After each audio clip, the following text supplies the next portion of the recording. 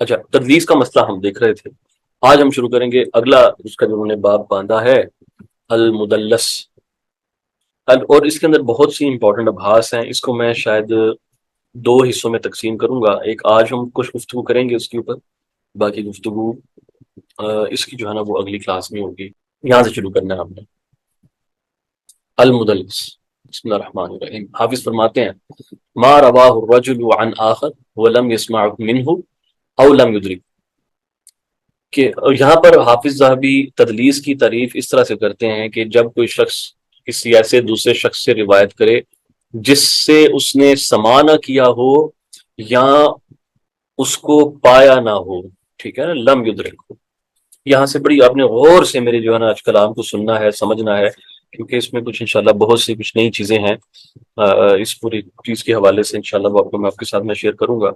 پہلے تو آپ لوگوں نے جو تدلیس کی جو صحیح طرح جو ایک مکمل تعریف ہے نا، میں آپ کو وہ لکھوا دیتا ہوں.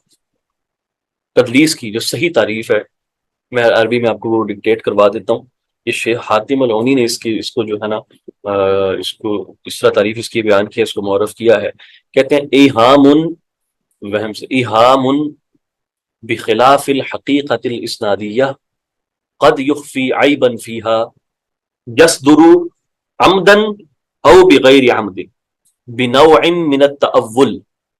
میں پھر ریپیٹ کر دیتا ہوں. ایہام، ایہام پہلا لفظ ہے ایہام بخلاف الحقیقت الاسنادیہ قد یخفی عیبا فیہا یصدر عمدا او بغیر عمد بنوع من التأول. یہ بہت بہت جامع تعریف ہے اس کی. جو تدلیس کے مسائل ہیں نا، یہ بہت مشکل مسائل ہیں، اور یہ اتنا لوگ سطحی طور پہ اس کو جو ہے نا وہ لے جاتے ہیں. اس کی بنا پر ایسی ایسی روایتوں کی تضعیف کر دیتے ہیں کہ ان کی تضعیف بنتی نہیں ہے. اس بنا پر وہ روایت صحیح رہتی ہے. بڑے بڑے ائمہ کو تان کا نشانہ بناتے ہیں. اوکے، اس لیے آپ نے بڑا غور سے سمجھنا ہے. یہ والا موضوع بہت خطرناک موضوع ہے، اس کو بہت وقت لگتا ہے صحیح طرح گراسپ کرتے ہوئے. اب اس کی اگر میں شرح کروں تو سب سے پہلے آپ کو میں نے لکھوایا کہ ایہام بخلاف الحقیقت الاسنادیہ قد یخفی عیبا فیہا. اور سب سے پہلے تو یہ ہے کہ ایسا ہاں تأول، ہاں تأول کا لفظ استعمال ہوا بنوع من التأول، تعویل سے. تعویل سے پہلی چیز تو آپ نے یہ سمجھنی ہے کہ یعنی کہ ایسا ہاں یعنی ایسا آپ کو کوئی دھوکہ ہونا، ایسا خیال جانا آپ کے ذہن میں جو کہ خلاف ہو سند کی حقیقت سے کہ اس میں ایکچوئل ہو کیا رہا ہے، اور اس کے نتیجے میں ہو یہ کہ اس کا کوئی ممکن ہے کہ اس کا کوئی عیب چھپ جائے. ممکن ہے اس کا کوئی عیب چھپ جائے. لازمی نہیں کہ جو تدلیس کر رہا ہوتا ہے وہ کوئی عیب ہی چھپا رہا ہوتا ہے، ضروری نہیں ہوتا.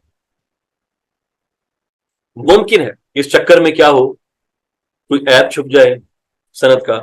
اور ایسا جان بوجھ کر بھی ہو سکتا ہے اور انجانے میں بھی ہو سکتا ہے.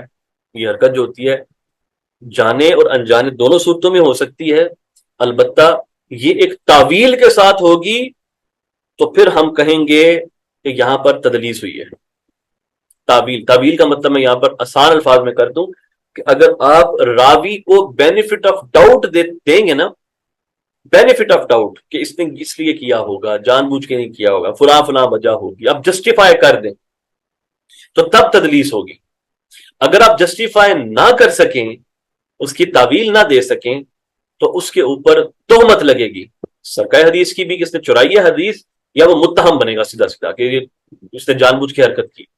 اب دیکھیں اس کے اندر کہیں پر بھی یہ بات نہیں کی جہاں پر راوی ان کہہ کر بیان کرے وہ تدلیس ہوتی ہے. ان کہہ کر نہ، وہ جو راوی ان کہہ کر بیان کرتا ہے یا وہ جو کہیں پر جو انقطاع سند میں آتا ہے نا، وہ تدلیس کا ایک پہلو ہے.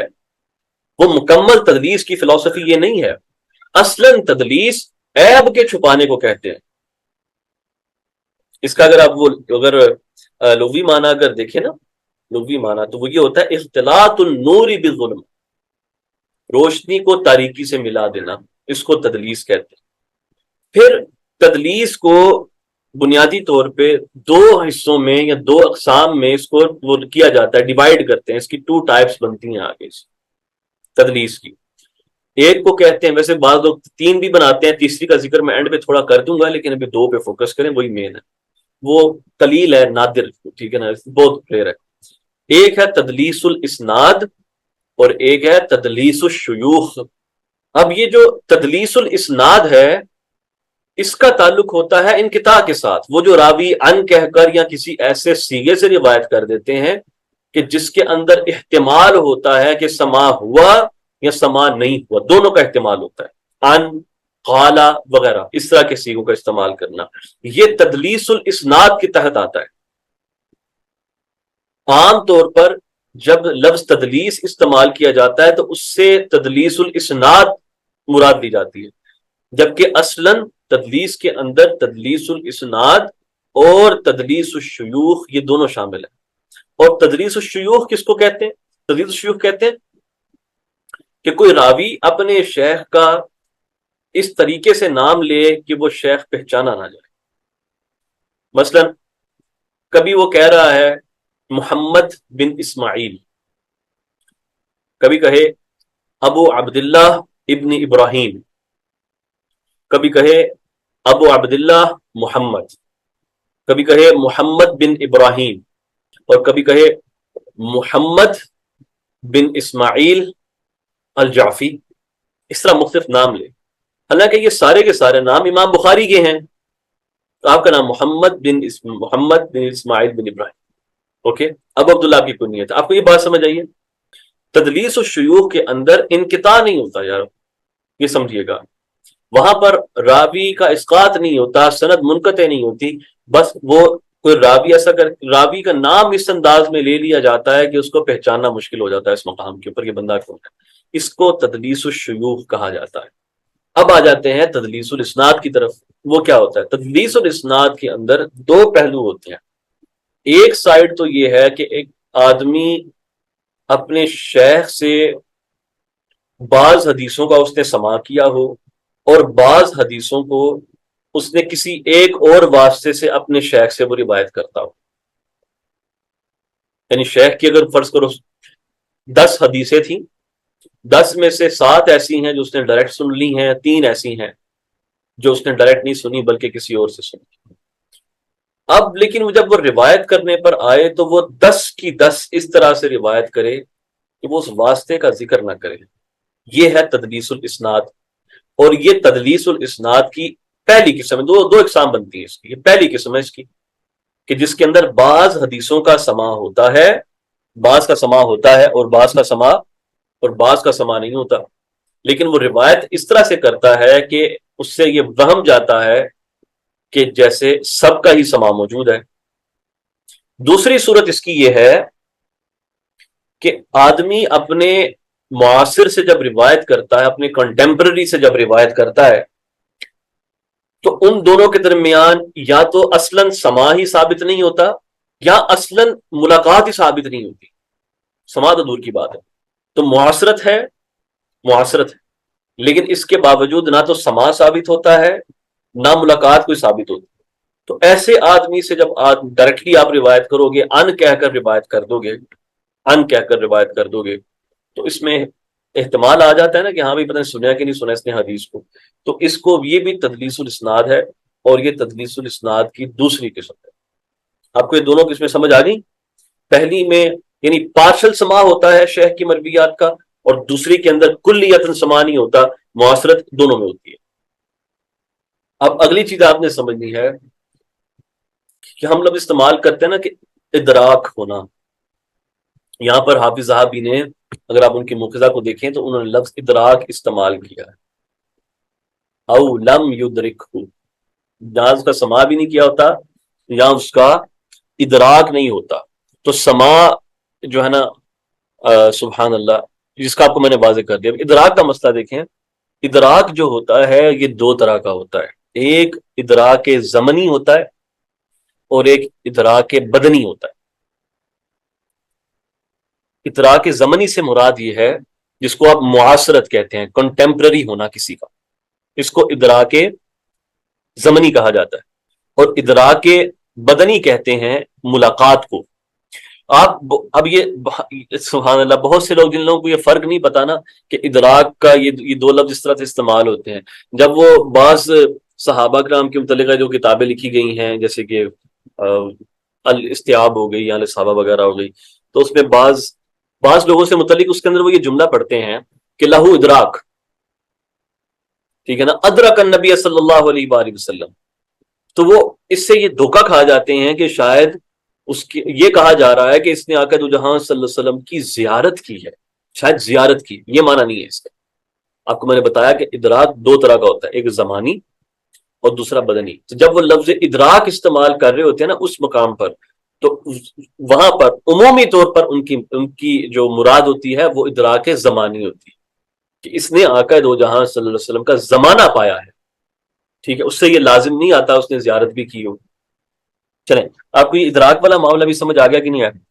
اچھا، اب یہاں پر حافظ آگے لکھتے ہیں فَإِن صَرَّحَ بِالِاتصال، اگر تو وہ اتصال کی تصریح کر دے اور وہ کہے فقال وقال حدثنا فَهَذَا كَذَّابٌ، تو اگر وہ حدثنا کہہ دے گا تو وہ کذاب ہو جائے گا، وہ کذاب ہو جائے گا۔ اچھا، آپ کو میں یہاں پر بتاتا چلوں کہ یہ کوئی یونیورسل پرنسپل نہیں ہے۔ اچھا، جنرلی اسپیکنگ ٹھیک ہے، ہو سکتا ہے ایسا ہو، لیکن ایسا نہیں ہے۔ حدثنا کا لفظ اس معنی میں بھی استعمال ہوتا ہے جس سے آپ نے ڈائریکٹلی سماع نہ کیا ہو۔ مثلا میں آپ کو حدیث سناتا ہوں، حدیث کے اندر الفاظ یہ آتے ہیں کہ جب دجال اس شخص کے سامنے آئے گا نا تو وہ شخص کیا کہے گا، وہ کہے گا اشہد انک دجال، میں گواہی دیتا ہوں کہ تو دجال ہے، الذی حدثنا، حدثنا رسول اللہ صلی اللہ علیہ وسلم حدیثہ، کہ جس کی خبر ہمیں مصطفیٰ صلی اللہ علیہ وسلم نے دی ہے۔ اب وہ آدمی جو آگے اس زمانے میں ہوگا، اس نے آپ کا زمانہ تو نہیں پایا نا، اس تک تو حدیث کو بات ہی پہنچے گی، لیکن وہ حدثنا رسول اللہ صلی اللہ علیہ وسلم کے الفاظ استعمال کرے گا۔ تو یہ تو زبان میں تو یہ چلتا ہے کہ حدثنا اس کے لیے استعمال ہوتا ہے جس سے آپ کا ڈائریکٹ سماع نہ ہو، یہ تو ایک چیز بڑی کلیئر ہوگی۔ پھر اس طرح کے بعض اقوال آپ کو سبحان اللہ سیدنا ابو ہریرہ سے بھی ملتے ہیں۔ مثلا انہوں نے کہا افتتحنا خیبر، ہم نے جب خیبر فتح کیا، وہ خیبر کی وار میں نہیں تھے ابو ہریرہ، تو اس کے اوپر کہا جاتا ہے اس کا معنی یہ ہے، ہم سے مراد یہاں پر وہ اپنی بات نہیں کر رہے بلکہ مسلمانوں کے گروہ کی بات کر رہے ہیں۔ اس لیے جو حافظ ذہبی کا یہ جو جملہ ہے نا اس مقام کے اوپر کہ جو آدمی یعنی اس طرح حدثنا کہے اور اس نے سماع نہ کیا ہو ڈائریکٹلی تو وہ کذاب ہے، یہ بات ٹھیک نہیں ہے۔ بلکہ سیدنا عمر فاروق رضی اللہ عنہ کا قول ہے، اور یہ صرف ان کا نہیں ہے، یہ تابعین کے اندر اور بھی یعنی اسلاف کے اندر یہ ٹرم بڑی کامن تھی۔ وہ کہتے تھے قرآن کی آیت سے متعلق سمعت اللہ یقول، میں نے اللہ کو یہ کہتے ہوئے سنا ہے، سمعت اللہ یقول۔ اس کا معنی کیا ہے؟ اس کا معنی یہ ہوتا ہے سمعت کلام اللہ الذی بلغناہ رسول اللہ صلی اللہ علیہ وسلم عن ربی، کہ آپ سمجھ رہے ہیں کہ کہاں پر یہ جو حدثنا کا جو لفظ ہے یہ اس سے ہٹ کر بھی استعمال ہوتا ہے، اور اگر وہاں پر استعمال ہو جائے تو اس کا استعمال کرنے والے کو آپ کذاب نہیں کہیں گے، ٹھیک ہے؟ تو سمعت اللہ کا معنی ہوگا سمعت وقرأت کلام اللہ فی القرآن الکریم، یہ معنی ہوگا اس کا۔ اس لیے حافظ ذہبی نے یہ جو بات کی ہے نا کہ جہاں پر بھی حدثنا کا لفظ استعمال ہو جائے گا، اگر کوئی کہے کہ وہ حدثنا اور سماع کی تصریح کر دے یعنی اتصال کی تصریح کر دے تو وہ کذاب ہے، تو ہم کہتے ہیں کہ ہر مقام پر ایسا نہیں ہوتا، ٹھیک ہے، جنرلی آپ کی بات ٹھیک ہے، لیکن یہ قول ہر مقام پر نہیں چل سکتا۔ وَإِن قال ان، اگر وہ ان کہے یعنی حدثنا کے ان کہے گا تو احتمل ذالک، تو اس پہ پھر اس میں احتمال آ جاتا ہے نا، تو پھر آپ اس کو کذاب نہیں کہہ سکتے۔ تو پھر ہم یہ دیکھیں گے کہ بنظر فی طبقاتی حل یدرکو کہ من ہوا فوقہ، کہ اوپر اس کے بندہ کون ہے اور وہ جس سے ملا ہے اس کا لقاء ثابت بھی ہے یا نہیں ہے، اگر نہیں ہے تو کیا یہ ممکن ہے کہ وہ اس کا معاصر ہو، تو یہ مال جو ہے نا اس طرح سے بھی چیزوں کو چیک کیا جاتا ہے۔ اگر وہ بھی ممکن نہ ہو تو اس کو منقطع کہتے ہیں، جیسے کہ قتادہ عن ابی ہریرہ رضی اللہ تعالیٰ عنہ، جیسے کہ قتادہ عن ابی ہریرہ رضی اللہ عنہ کی روایت۔ چلیے یہ بھی سمجھ آ گیا۔ آگے کہتے ہیں وہ حکم قال حکم عن وَلَهُمْ فِي ذَلِكَ غرار، اب وہ تو آگے اگلے کی جملہ ہے نا، کہتے ہیں اسی طرح جس طرح ان ہے نا کہ اس کے اندر سماع کا احتمال ہوتا ہے، انقطاع کا بھی احتمال ہوتا ہے، اسی طرح لفظ قالا بھی ہے، اس میں بھی سما کا احتمال بھی ہوتا ہے، اور سبحان اللہ اس کے اندر انقطاع کا احتمال بھی ہوتا ہے۔ یہاں پر آپ کو میں ایک بڑے مزے کی چیز بتاتا چلوں کہ امام بخاری رحمۃ اللہ علیہ جو تھے وہ بھی تدلیس کرتے تھے، اور وہ قالا والی تدلیس کرتے تھے۔ ان کو آئمہ میں سے جو امام ابن مندہ ہے نا، ابن مندہ 395 ہجری میں ان کا وصال ہوا ہے، اور ان کی کتاب ہے کتاب الاجازہ۔ اس کے اندر کتاب الاجازہ کے اندر انہوں نے امام بخاری کو مدلسین میں شمار کیا ہے، مدلسین میں۔ اور ان کی تدلیس کیسی ہوتی تھی؟ ویل ایک تو یہ کہ وہ نام بھی آگے پیچھے کرتے تھے، چھپاتے تھے کچھ اساتذہ کے نام اپنے، ٹھیک ہے، مثلا ان کا زہلی کے ساتھ مسئلہ تھا تو کبھی اب اس کے دادے کے ساتھ اس کا نسبت جوڑتے تھے، کبھی پردادے سے جوڑتے تھے، کبھی بس کنیت ذکر کرتے تھے، چلو یہ تو ایک ہو گیا۔ پھر وہ بہت سے مقامات کے اوپر قالا کہہ کر اس شخص سے روایت کرتے تھے جس کے ساتھ ہمیں کوئی دلیل نہیں ہمارے پاس کہ کوئی سماع ہو یا کچھ ہو۔ اب یہاں پر ایک بہت بہت مزے کا نقطہ یہ ہے کہ حافظ ابن حجر اسقلانی رحمۃ اللہ علیہ اس مقام پر کیا کرتے ہیں کہ وہ امام بخاری، ایک سنگل آدمی امام بخاری کو بچانے کے لیے اس لا کو بینڈ کر دیتے ہیں، بالکل بینڈ کر دیتے ہیں، اور آئمہ کی کلام سے وہ مراد لیتے ہیں جو کہ ان کی مراد ہے ہی نہیں، جو کہ ان کی مراد ہے ہی نہیں سرے سے، ٹھیک ہے۔ اور ابن حجر کہتے ہیں کہ قالا جو ہے نا وہ اس کو جو ہے نا وہ لا تفید الاتصال، یہ اتصال کے اوپر محمول نہیں ہوتا، ہاں مگر جس کے بارے میں یہ پتا ہو کہ وہ قالا کا لفظ استعمال کرتا ہے تو اس سے مراد اتصال ہوتی ہے، اور آگے وہ پھر امام بخاری کو اس کے اندر لے کر آتے ہیں۔ بخاری نے کوئی تصریح نہیں کی خود کہ میرا یہ قول ہے۔ اللہ بھلا کرے، یہاں پر شیخ حاتم ہونی کا انہوں نے ایک بڑا مزے کا جو ہے نا یہ جملہ لکھا ہے، I want to say he says کہ ابن حجر نے یہ جو سب کچھ کیا ہے نا، کہتے ہیں نا کہ وَإِنَّمَا قَالَ رحمہ اللہ ذَلِكَ مِنْ أَجْلِ أَنْ يُدَافِعَ عَنْ أَبِي عبد اللہ البخاری، تاکہ وہ بخاری کا دفاع کر سکے، انہوں نے اس لیے یہ بات کی ہے۔ کہتے ہیں کہ کیونکہ سبحان اللہ، چند ایک ان کا انہوں نے ذکر کرنے کے بعد تفصیل بیان کرتے ہیں کہ وہ کون کون سے شیوخ کے ساتھ ان کی تدلیس امام بخاری کی علماء کو پتہ ہے وہ کرتے تھے، ٹھیک ہے۔ تو وہ چونکہ حافظ ابن حجر چاہتے تھے کہ کسی طرح سے یہ جو تدلیس کا جو مسئلہ ہے، اس کی تہمت جو امام بخاری پر موجود ہے، جو کہ تہمت بھی باقی ہے، یہ اڑ جائے، صاف ہو جائے، اس کے لیے انہوں نے یہ قاعدے کو بینڈ کر دیا پکڑ کے، اوکے۔